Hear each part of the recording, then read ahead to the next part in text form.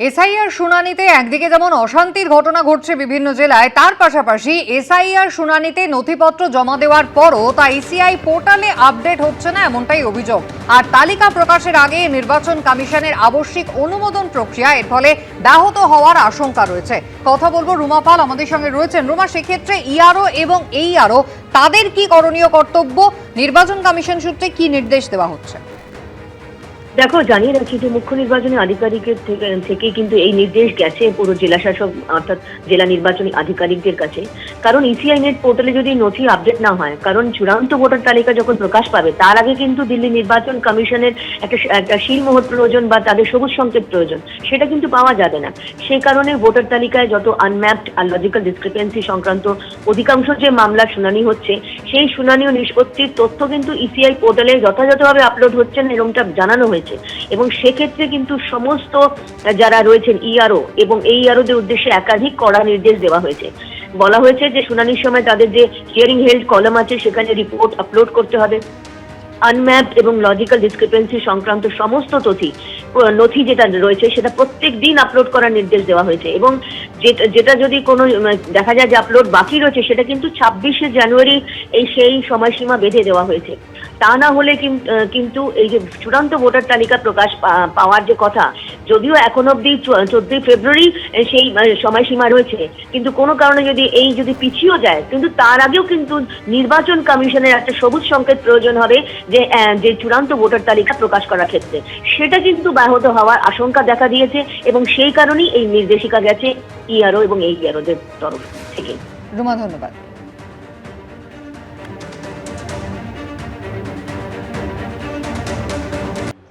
SIR আবহে এবার জেলা শাসক ও জেলা নির্বাচনী আধিকারিকদের উদ্দেশ্যে কড়া বার্তা দিল কমিশন।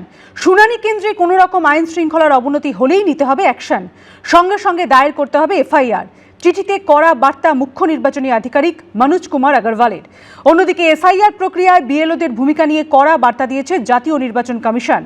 দায়িত্ব অবহেলা করলে বিএলওদের সাসপেন্ড করতে পারেন ডিইও, চিঠিতে জানিয়েছে কমিশন। বিডিও অফিসে ভাঙচুর হয়েছে। নির্বাচন কমিশনের নির্দেশ সত্ত্বেও ফারাক্কার তৃণমূল বিধায়কের বিরুদ্ধে এফআইআর করেনি প্রশাসন। এই আবহেই ফের কড়া বার্তা দিল কমিশন। শুনানি কেন্দ্রে কোনো রকম আইন শৃঙ্খলার অবনতি হলেই অ্যাকশন, সঙ্গে সঙ্গে দায়ের করতে হবে এফআইআর। এসআইআর নিয়ে তপ্ত আবহে এবার জেলা শাসক তথা জেলা নির্বাচনী আধিকারিকদের উদ্দেশ্যে কড়া নির্দেশ দিলেন রাজ্যের মুখ্য নির্বাচনী আধিকারিক মনোজ কুমার আগরওয়াল। এসআইআর চলাকালীন আইন শৃঙ্খলার পরিস্থিতি নিয়ে সোমবারই রাজ্য সরকারকে কড়া বার্তা দিয়েছে সুপ্রিম কোর্ট। সেই বার্তা মনে করিয়ে দিয়ে কড়া নির্দেশ দিয়েছে জাতীয় নির্বাচন কমিশনও। কিন্তু তারপরও অশান্তি থামছে কই? এই আবহেই জেলা শাসক তথা জেলা নির্বাচনী আধিকারিকদের উদ্দেশ্যে কড়া চিঠি দিলেন মনোজ কুমার আগরওয়াল। রাজ্যের মুখ্য নির্বাচনী আধিকারিকের দেওয়া এই চিঠিতে লেখা হয়েছে, সুপ্রিম কোর্টের 19শে জানুয়ারির নির্দেশ অনুযায়ী এসআইআর এর শুনানি কেন্দ্র অথবা এসআইআর সংক্রান্ত সরকারি দপ্তরে যদি কোনো রকমের আইন শৃঙ্খলা পরিস্থিতি তৈরি হয়, সরকারি সম্পত্তি ভাঙচুর কিংবা এসআইআর এর কাজে যুক্ত কোনো আধিকারিক বা কর্মীকে হুমকি অথবা হামলার ঘটনা ঘটে, তবে সঙ্গে সঙ্গে স্থানীয় থানায় অভিযোগ দায়ের করতে হবে এবং জেলার পুলিশ সুপার ও মুখ্য নির্বাচনী আধিকারিকের দপ্তরে পাঠাতে হবে সেই এফআইআর এর কপি। যদি কোথাও ভাঙচুর হামলা চলতেই থাকে, সেক্ষেত্রে অনির্দিষ্টকালের জন্য এসআইআর সংক্রান্ত শুনানি স্থগিত রাখতে হবে এবং তা মুখ্য নির্বাচনী আধিকারিকের অনুমোদন পেলে তবেই শুরু করা যাবে।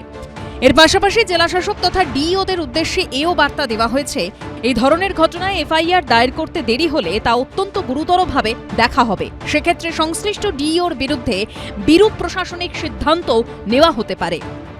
ইলেকশন কমিশনকে তো আর্টিকেল 3 to 4 বাবা সাহেব আম্বেদকর পুরো পাওয়ার দিয়ে গেছে। ইলেকশন কমিশনও কেন এত সফট লাইন নিচ্ছে? চিঠিতে কিছু হবে না, অ্যাকশন নিন। একদিকে যখন জেলা শাসকদের উদ্দেশ্যে কড়া বার্তা দিচ্ছেন সিইও, তখন এসআইআর প্রক্রিয়ায় বিএলওদের ভূমিকা নিয়ে কড়া বার্তা দিয়েছে জাতীয় নির্বাচন কমিশনও। ডিইওদের উদ্দেশ্যে এই চিঠিতে নির্বাচন কমিশন লিখেছে, 1950 সালের জনপ্রতিনিধি আইন অনুযায়ী ডিইওর সম্মতিতে নির্বাচন কমিশনের আওতায় কাজ করেন বিএলওরা। বিএলওদের বিরুদ্ধে দায়িত্বে অবহেলা, ইচ্ছাকৃতভাবে কমিশনের নির্দেশ অমান্য অথবা আরপি অ্যাক্টের লঙ্ঘন সংক্রান্ত কার্যকলাপের কোনো অভিযোগ উঠলে তাদের বিরুদ্ধে আইনি ব্যবস্থা নিতে পারে জেলা নির্বাচনী আধিকারিক অর্থাৎ ডিইও।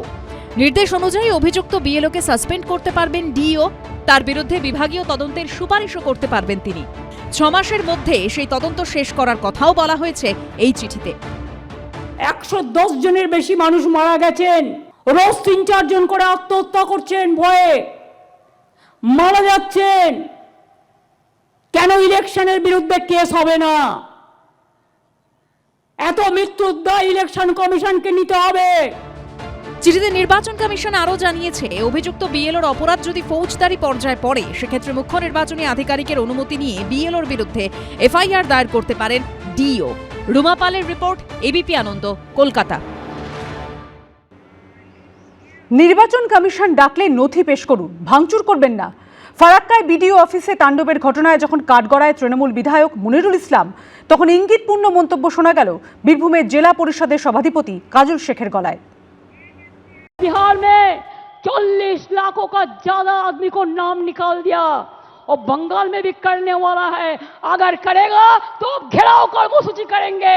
हमें नहीं मानेंगे, हमें नहीं मानेंगे, हमें नहीं मानेंगे। নির্বাচন কমিশন যখন ডাকছে, আপনার কাছে যখন প্রুফ আছে, আপনি প্রুফটা পেশ করুন। মমতা বন্দ্যোপাধ্যায় শুরু থেকে এখনো অবধি বারবার এসআইআর এর তীব্র সমালোচনা করেছেন। শুক্রবার নেতাজির জন্মদিনের অনুষ্ঠানেও তার ব্যতিক্রম হয়নি। আজ এতদিন পরে আমাদের প্রমাণ করতে হবে আমরা ভারতবর্ষের ভোটার কিনা।